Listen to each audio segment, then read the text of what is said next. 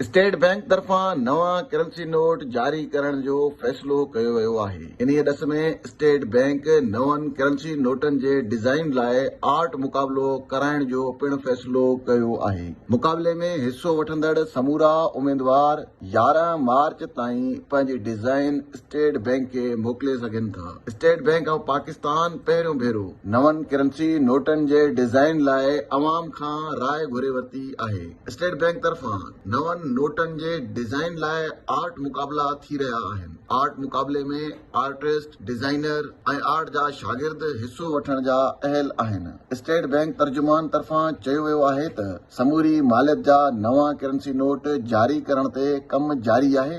Art मुक़ाबले में artist मुख़्तलिफ़ थीम ते डिज़ाइन तयारु करे सघनि था। तर्जुमान चयो त मुख़्तलिफ़ मालियत जे हर नोट लाइ 3 डिज़ाइन चूंडिया वेंदा, जिन खे प्रोफेशनल बैंक नोट डिज़ाइनरनि जी मदद सां हतमी शक्ल ॾिनी वेंदी। स्टेट बैंक मूजिबि डिज़ाइन मंज़ूरी लाइ हुकूमत खे मोकिली वेंदी। आर्ट मुक़ाबले में हिसो वठंदड़ समूरा उम्मीदवार 11 मार्च ताईं पंहिंजे डिज़ाइन स्टेट बैंक खे मोकिले सघनि था।